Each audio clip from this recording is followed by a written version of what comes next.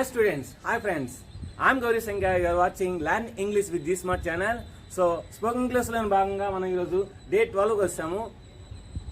అందులో ఏంటంటే R2 అంటే బాధ్యతగా చేయాలి. సో మనం ఏంటి బాధ్యతగా చేయాలి అనే పనులను ఇందులో వాడతామట. కొన్ని పనులను మనం చాలా బాధ్యతగా చేయాలి. అటువంటి మనం విషయాలు చెప్పడానికి ఇంగ్లీష్లో ఈ ఆర్ట్ అనేది ఉపయోగిస్తాము. సో అందులో భాగంగా ఏంటంటే నేను ఒక వర్క్ తీసుకున్నాను, లిజన్ అనేది. సో అది ఎలాగో చెప్తాను చూడండి. I ought to listen this class. నేను ఈ క్లాస్ని చాలా బాధ్యతగా వినాలి, అది నా కర్తవ్యం. అప్పుడు దీన్ని మనం క్వశ్చన్ ఫామ్ అడగాలనుకున్నప్పుడు ఇక్కడ ముందు నా జనరల్గా డూ డస్ రాస్తామాట. అయితే ఇక్కడ ఈ ఆట్ అనేది కొద్దిగా స్పెషల్ కేసు అన్నమాట. జస్ట్ మనకి షుడ్ మస్ట్ లాగా ఈ ఆర్ట్ కూడా ముందుకు వస్తుంది అన్నమాట. ఆర్ట్ అనేది ముందుకు వస్తుంది. అప్పుడు ought I to listen this class, నేను బాధ్యతగా ఈ క్లాస్ వినాలా. I ought not to listen this class, నేను బాధ్యతగా వినాల్సిన అవసరం లేదు. అయితే ఏంటంటే జనరల్గా ఏంటంటే ఈ రెండు సెంటెన్స్లే మనం ఎక్కువ యూజ్ చేస్తాం. ఈ నాట్ అనేది నెగిటివ్ సెంటెన్స్, నెగిటివ్ ఇంటరాక్టివ్ సెంటెన్స్లో మనం షుడ్ కానీ మస్ట్ కానీ యూజ్ చేస్తాం. అంటే రేర్ మాట, చాలా రేర్గా యూజ్ చేస్తారు ఇది. ఎందుకంటే ఇది ఫార్మల్ లాంగ్వేజ్ మాట ఈ ఆర్ట్ అనేది. సో కనుక మనం చాలా రేర్గా యూజ్ చేస్తాం. ఫర్ ఎగ్జాంపుల్ ఇది నేను వాడాలనుకోండి, I should not listen to this class. I should not listen this class అంటే నేను క్లాసు వినవలసిన అవసరం లేదు, వినకూడదు. అంతేగాని మనం ఆర్ట్ అనేది జనరల్గా యూజ్ చేయమంట, చాలా రేర్ మాట. అంటే మీకు ఏ విధంగా వస్తుందని చూపించాను అనమాట. ఆర్ట్కి టూకి మధ్యలో నాట్ వస్తుందని చూపించాను. కానీ ఏంటంటే మనం షుడ్ లేదా మస్ట్ అనేది యూజ్ చేస్తామన్నమాట. సో మనం ఇప్పుడు ఇక్కడ అన్నిటి కూడా ఆర్ట్ వస్తుంది, మనకు గుర్తుపెట్టుకోండి. I we you they he she it అన్నిటి కూడా ఆర్టే వస్తుంది. చాలా మంది ఏమనుకుంటారంటే ఈ సీ ఇటుకి ఇది ఎస్ వస్తుంది అనుకుంటారు. ఇది ఒక మెయిన్ వర్క్ మాట. ఇది మనకి మెయిన్ వర్బ్ కనుక మనకి ఎస్ కానీ ఇందులో రాదన్నమాట. సో ఈ ఆర్ట్ అనే అనాలన్నమాట. సో ఇప్పుడు మనం కొన్ని వర్బ్స్ చూద్దాం. అబ్జర్వ్ అంటే పరిశీలించుట. I ought to observe this notes.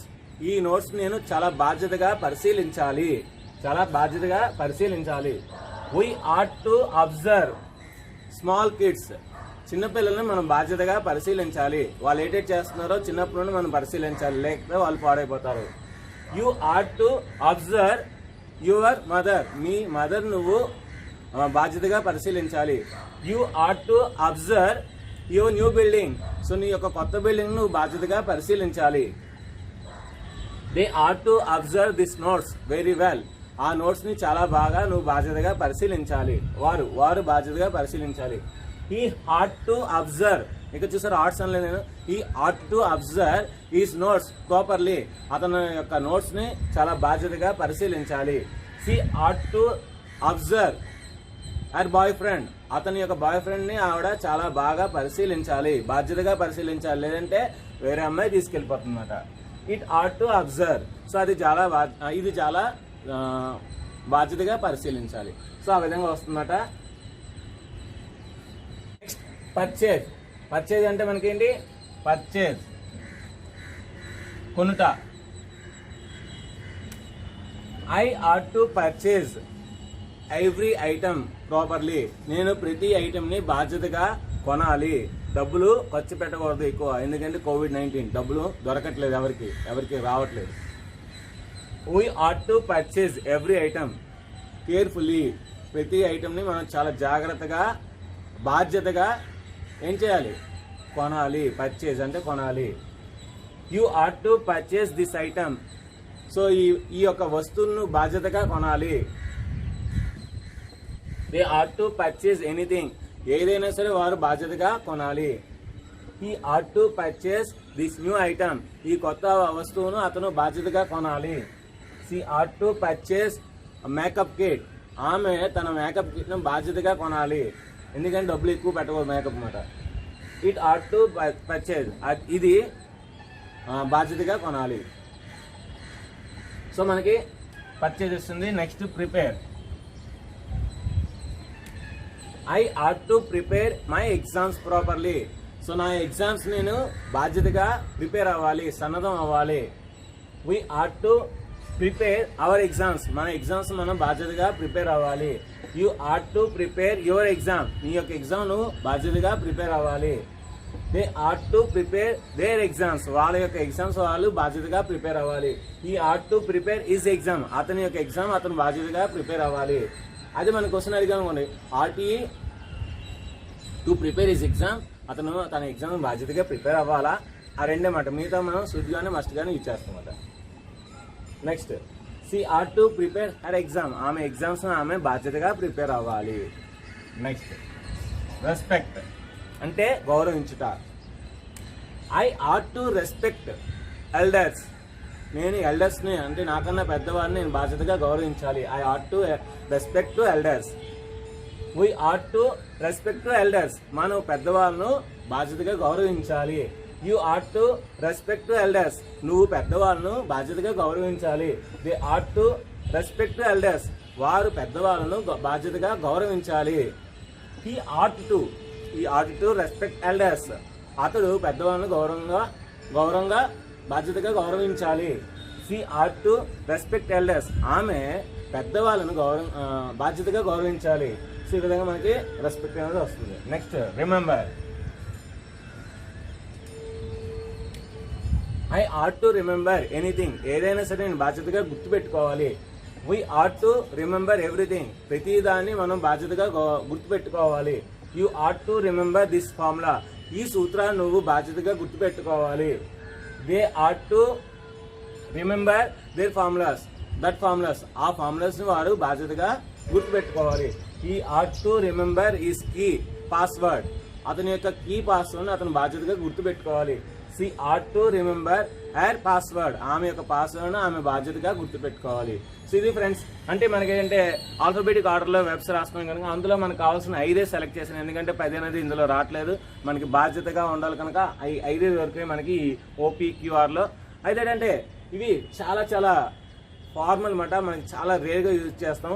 Negative sentence, interactive sentence అయితే మనకు జాగ్రత్తగా వాడాలి. సో అయితే మ్యాక్సిమం అయితే 99% రావు.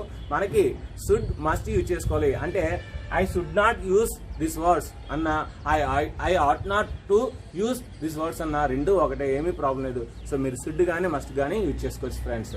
సో ఇది ఫ్రెండ్స్, అయితే ఈ రోజు వరకు దీని మీద ఒక 10 బిట్స్ అయితే ఉంటాయి. దాంతోపాటు ఇంకొక ఎడిషనల్ వర్క్ అయితే మీకు ఇస్తున్నాను. మీరు past tense, only past tense మీరు యూజ్ చేసి, ఓకేనా, మీరు ఓన్లీ పాస్ట్ టెన్స్ యూజ్ చేసి ఒక వర్క్ అయితే ఇస్తున్నాను, అది మనకు చేయండి. ఓన్లీ పాస్ట్ టెన్స్ అంటే డే 3.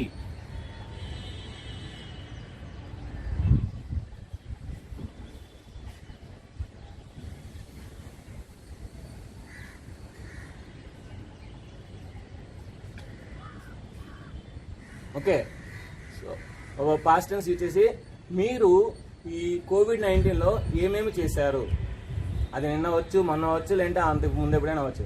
ఓన్లీ మీకు చెప్పాను కదా డిడ్. సో డే 3 అంటే డిడ్ మాట. డిడ్ ఉపయోగించి what did you do in COVID-19,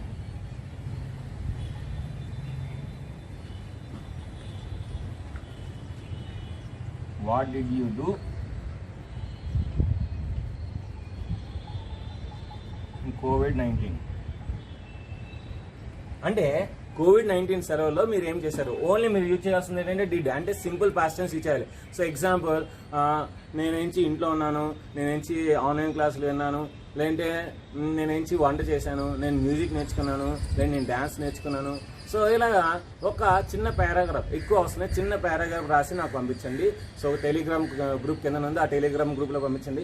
ఎవరైతే కరెక్ట్గా సెంటెన్స్లు తప్పులు లేకుండా ఎవరైతే బాగా రాస్తారో 100 మెంబర్స్, వారి యొక్క డీటెయిల్స్ నేను కింద డిస్క్రిప్షన్ ఇస్తాను, నా వీడియో కింద. సో ఈ వీడియో కింద డిస్క్రిప్షన్ ఇస్తాను, ఏ వీడియో అయితే ఆ వీడియో కింద మీ యొక్క పేర్లు ఉంటాయి. మీరు ఒకవేళ కరెక్ట్ ఆన్సర్స్ రాసినట్లయితే, సో ఇది ఏంటంటే మీకు నాకు 1-to-1 ఇంటరాక్షన్స్ మాట. సో ఇది 2-వే కమ్యూనికేషన్ మాట, నాట్ ఓన్లీ 1-వే కమ్యూనికేషన్. అంటే నేను చెప్తాను, మీరు చదువుకోండి మానేయండి, అది కాదన్నమాట. సో ఖచ్చితంగా ఇందులో చూసిన 100 మందికైనా సరే స్పోకెన్ ఇంగ్లీష్ రావాలని ఒక తపన. సో కనుక మీరు ఏం చేస్తారంటే దీనికి సంబంధించిన 10 ప్రశ్నలు ఉంటాయి. సో అవి రాయని ఆన్సర్స్. దాంతోపాటుగా ప్రతిరోజు నేను ఒక టాపిక్ ఇస్తున్నాను.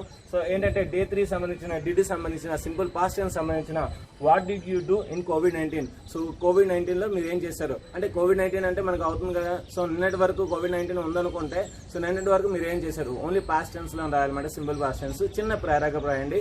సో అది నాకు పంపించండి టెలిగ్రామ్ గ్రూప్లో. ఖచ్చితంగా ఎంతమంది అయితే పంపిస్తారో అవన్నీ కూడా నేను కరెక్షన్ చేస్తాను. సో కరెక్షన్ చేసి ఇందులో అయితే ఫస్ట్ వచ్చే 100 మెంబర్స్ మాత్రమే నేను కన్సిడర్ చేస్తాను. సో ఫస్ట్ ఒకవేళ 100 మెంబర్స్ కరెక్ట్ అయిపోయింది, ఇంకా మిగతా మాటలు నేను చూస్తాను, కానీ అవి పేర్లు అయితే డిస్క్రిప్షన్లో పెట్టనమాట. సో అది ఫ్రెండ్స్. సో ఈ వీడియో కనుక ఇస్తే మనకు ఖచ్చితంగా మీ ఫ్రెండ్స్ అందరికీ షేర్ చేయండి. అదేవిధంగా నా వీడియోస్ని లైక్ చేయండి, సబ్స్క్రైబ్ చేయండి, మీ ఫ్రెండ్స్ అందరిని కూడా సబ్స్క్రైబ్ చేయండి. సో నెక్స్ట్ వీడియోలో కలుద్దాం. So thank you very much, bye.